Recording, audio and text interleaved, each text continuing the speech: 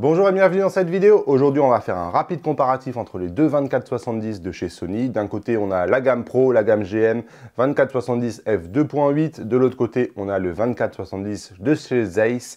Lui, c'est un f4. Comme vous pouvez voir, c'est David contre Goliath. Il y en a un qui fait 445 grammes, l'autre fait 910 grammes. C'est le double, tout simplement. Donc certes, on a un stop de plus, mais on a aussi le double de poids.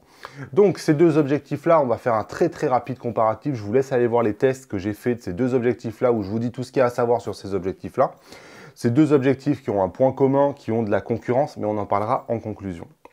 Alors, ce qui va vraiment les distinguer, ces deux objectifs, c'est leur capacité de résolution. Donc quelque part leur piqué, c'est-à-dire que si vous avez un capteur haute résolution type Sony A7R2, Sony A7R3, Sony A7R4, c'est certain que sincèrement la version F4 délivre bien moins de résolution et surtout encore moins homogène que le 2470 f2.8 qui lui-même n'est pas un modèle d'homogénéité. Donc tout ça pour dire que c'est pour moi le 2470 f4 quasiment un objectif de kit et je vous laisse aller voir le test où je détaille un tout petit peu tout ça. Donc, en termes de comparatif au niveau du piqué, on va regarder ça rapidement. Si je vous regarde à pleine ouverture à 24 mm à f4 et qu'on regarde un peu la différence.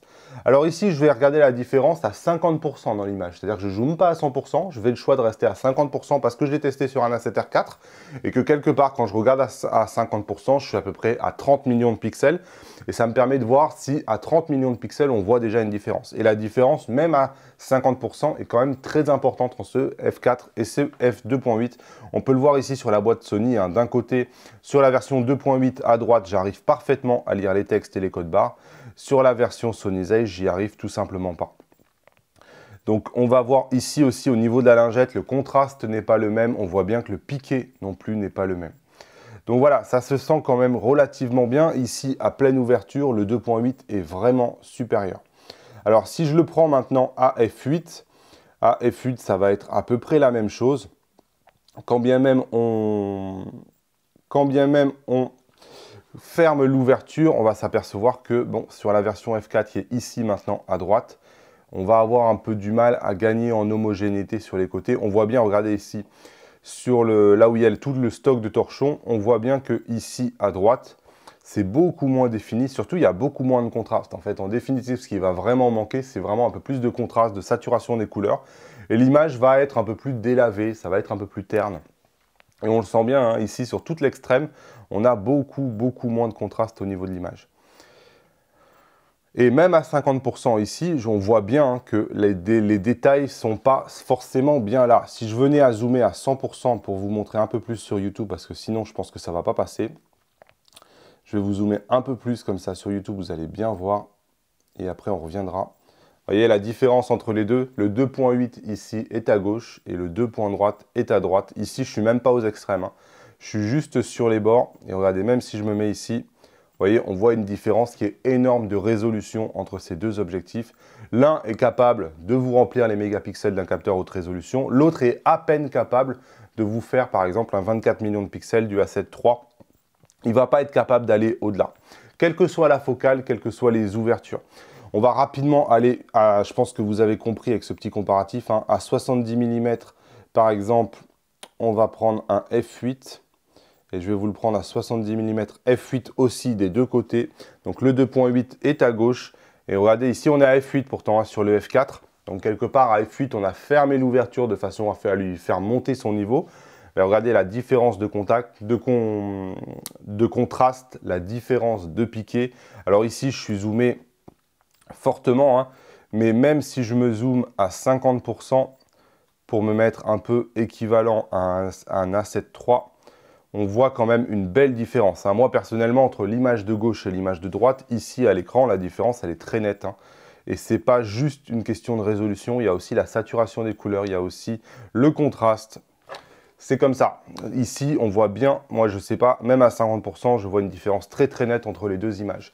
Tout ça pour dire que c'est David contre Goliath aussi au niveau du piqué. Le f4, il est bien. Pour moi, c'est un objectif de base. Si vous pouvez l'avoir pour pas trop cher, pourquoi pas. Mais ce n'est pas un objectif qui va vous permettre de tirer le meilleur potentiel de votre appareil photo. Le 2.8, lui, il en est capable. Au niveau du bokeh, quelle différence entre du f2 et du f2.8 et du f4? Voici la différence. Le piqué du f4 est plus présent. Regardez ici, il est moins crémeux. Et évidemment, si en plus vous êtes capable d'avoir une ouverture supplémentaire, bah vous allez avoir quelque chose de beaucoup plus doux et beaucoup plus sympa.